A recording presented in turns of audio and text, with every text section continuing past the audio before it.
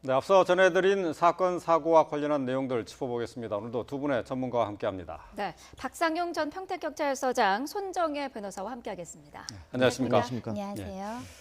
자, 무려 2조 원대 다단계 사기로 희대 사기꾼으로 불렸죠. 주수도 전 JU그룹 회장, 다들 기억하실 텐데요.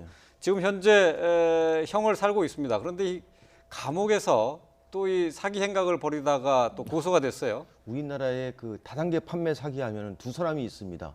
조이팔과 예. 주수도죠. 예. 이 주수도 씨는 1970년대 유명한 영어 강사였다는 겁니다. 예. 근데 98년도에 다단계 판매 회사인 JU그룹을 설립해 가지고 예. 이 하다가 이 사기로 구속이 됐습니다. 그래서 네. 2007년도에 그 징역 12년 형이 확정이 돼 가지고 예. 지금 이제 공주 교도소에 수감 중에 있거든요. 네. 그런데 지금 말씀하신 대로 교도소에 수감 중이면서도 누구를 조정을 해 가지고 예. 그 또다시 다단계 판매 사기 행위를 했다는 거거든요. 네, 수감 중인 주수도 전 회장을 고소한 사람이 지금 20명이나 된다고요? 피해를 본 사람들이 뭐 수천만 원에서 수억 원대 피해를 보게 됐는데 네. 이런 사기 수법을 썼습니다. 만약에 판매원으로 등록하면 실적에 따라서 1,000만 원 이상의 어떤 월 수익을 보장해 줄 수 있다. 이렇게 네. 속이고요. 첫 네. 20일은 판매 실적만 있으면 하루에 90만 원씩 특별 수당을 주겠다. 이렇게 해서 자비로 물건을 사도록 유도를 했는데요. 네. 결국은 유사수신 행위, 사기의 어떤 범죄를 또 저질렀다고 보시면 될 수 있을 것 같고 예. 이런 다단계 회사를 운영을 했던 것인데 실제로 이 가정을 보니까 한 씨라는 예전에 JU그룹 출신 비서진이 있습니다. 이 예, 예. 사람이 예. 통해서 여러 가지 경영상의 어떤 지시를 내렸다는 것인데요. 주식회사 좋은 사람들이라는 회사를 설립하고 똑같이 다단계 수법을 통해서 유사수신 사기 행위를 벌이게 됐습니다. 예. 네. 자, 피해자들은 2013년부터 2015년까지 투자를 해서 4억 5천만 원 정도 피해를 본 것으로 이렇게 돼 있는데요. 지금 말씀하신 것처럼 이 주수도 씨가 감옥에서 옥중 경영을 했다는 그런 얘기가 되는 겁니까, 그러면? 일반인이 볼 때는 교도소에 수감돼 있으면서 어떻게 회사를 운영할 수 있을까 이 의심이 가는데요. 네. 실질적으로 교도소에 수감돼 있으면서 가능합니다. 왜냐하면 교도소에 수감돼 있으면서 또 자기를 잘 돌봐준 사람이 있습니다. 이 사람을 잘해주면 이 사람이 나가서 또 이 주수도 회장의 지시대로 그 회사를 설립하고 하는 겁니다. 예. 네. 특히 이 주수도 회장은 구속되었지만은 그 주수도 회장이 JU그룹 비서실 출신의 한모 씨가 예. 아까 우리 손 변호사님 말씀하신 대로 주식회사 좋은 사람들이라는 것을 설립을 해가지고 네. 매일매일 저 면회로 올 수 있거든요. 면회로 오면서 주수도 회장의 지시를 받을 수 있거든요. 예. 아. 매일이 아니라 그 하루에도 몇 차례씩 더 봤다고 하는 것 같은데. 그러니까 이 과정을 좀 조사를 해야 됩니다. 예. 혹시 제가 뭐 이건 확인되는 건 아니지만은 이 면회나 이런 접견 과정에서 또 이 변호사를 통해서 또 이 지시를 할 수가 있거든요. 예. 소위 말하는 이분들은 교도소에 수감 중에 있으면서도 호화 생활을 한다는 거죠. 소위 말하는 이제 집사 변호사라는 게 있습니다. 네. 매일매일 접견만 하는 변호사. 아, 예. 일반인들은 면회를 하면 한 10분뿐이 안 되는데 예. 저도 변호사지만은 예. 변호사가 접견을 하면은 접견 시간에 제한이 없습니다. 네. 아, 그래서 변호사는 그렇죠. 이 사실상 접견을 하면서 주수도 회장의 어떤 지시를 받아가지고 이 변호사가 또 회사에 그 주수도 회장의 지시사항을 전달해 줄 수가 있다는 거거든요. 예. 사실은 제도를 악용하는 겁니다. 원래 변호인 접견을 허용하는 거는 변론권을 보장하고 혹시라도 재판 절차 참여권을 보장하기 위한 건데 네. 돈이 많은 사람들은 범죄 수익을 얻어서 그 돈으로 변호사를 선임을 해서 황제 접견 말씀하신 것처럼 집사 변호사라고 하죠. 하루에도 몇 번씩. 사실상 그러면은 교도소에서 좀 반성하고 수감 생활을 좀 충실하게 이행을 해야 되는데 내내 접견실에 나와 있는 겁니다. 예, 교도행정에서도 문제가 있을 수 있고 어떤 형 집행의 어떤 불평등한 처우의 문제도 발생할 수 있기 때문에 지속적으로 이런 문제는 야기되어 왔는데 그래도 예. 변호인 접견을 제한하면 또 어떤 사람들 같은 경우는 변호인 접견이 반드시 필요한 사람이 있지 않습니까? 그래서 항상 이 문제가 불거지는데 제대로 이렇게 대비가 안 되고 이런 문제가 반복되고 있습니다. 네. 네. 말씀하시니까 저 궁금한 게 있는데요. 그러니까 재판이 다 끝난 사람이잖아요.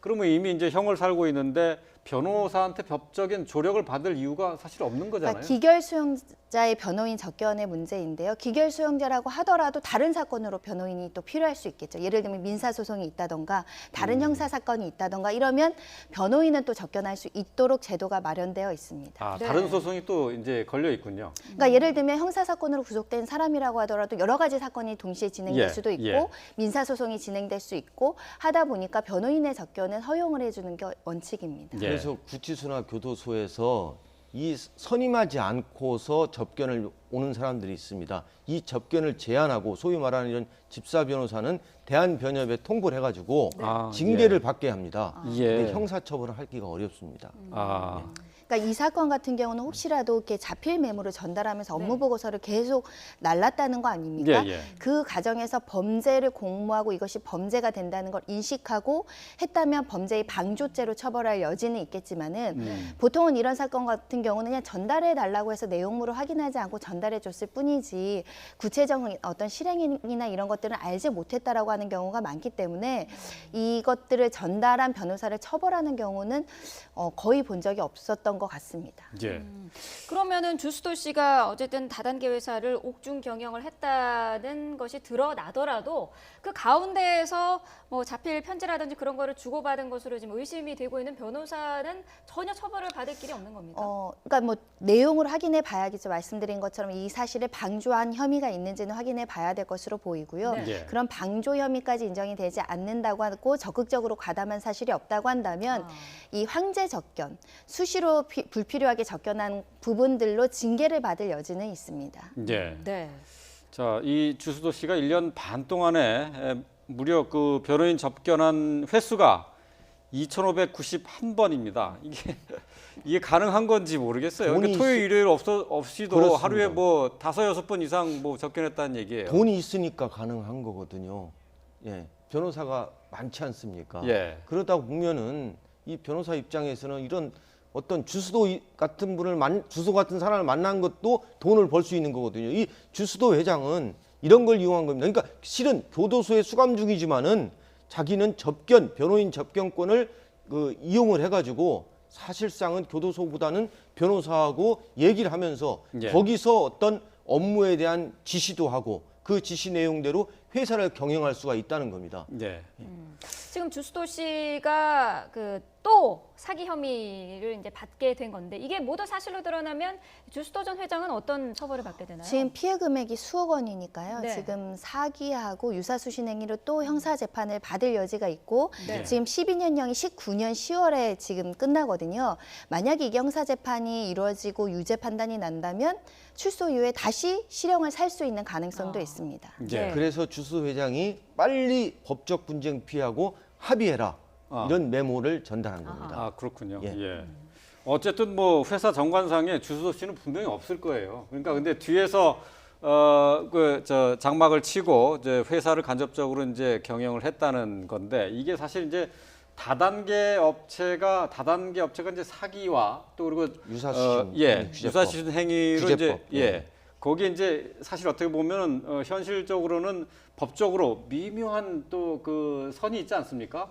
불법과 그 탈법 또는 합법 그 사이에 뭔가 조금 명확하게 구분되지 않는 선이 있지 않나요? 일단은 유사수신 행위는 당국의 어떤 등록이나 허가를 받지 않고 불특정 다수인으로부터 이렇게 돈을 모집하게 되면 처벌되게 되고요. 네. 보통 이제 사기가 문제되는 건 뭐냐면 아까 말씀드린 것처럼 수익금을 월 1,000을 약속을 합니다. 예, 처음부터 월 1,000을 지급할 능력과 의사도 없이 월 1,000을 지급한다고 속였을 때 적극적으로 뭔가 거짓말을 말했을 때 사기죄가 성립될 수 있는 부분인데 예를 들면 나중에 이 사건이 굉장히 애매해질 수 있는 것은 혹시 피해자랑 합의가 된다고 하면 피해자들이 나는 그렇게 속은 사실 없습니다. 예. 그런 말 들은 사실이 없습니다. 그러면 사기 부분의 입증이 굉장히 어려운 부분들도 생길 수 있기 때문에 이런 사기 사건을 한 가해자들은 보통 피해자들이랑 조속하게 합의하려고 노력을 하는 겁니다. 예, 합법과 그렇군요. 불법의 차이는 예. 합법은 물건을 파는 건데요. 예. 이 불법은 사람을 파는 겁니다. 사람을 모집해가지고 그 모집한 만큼의 수당을 받는 거죠. 예, 또 예. 돌려막기를 하고요. 예, 알겠습니다. 예. 다단계 판매 사기의 핵심은 물건이 있는 게 아니라 그렇습니다. 사람을 끌어오는 걸로 그렇습니다. 그거를 그 이제 수당을 그 수당을 받고 준다. 다시 또 메꾸기를 하고. 그런 내용이죠. 예, 예. 예, 알겠습니다.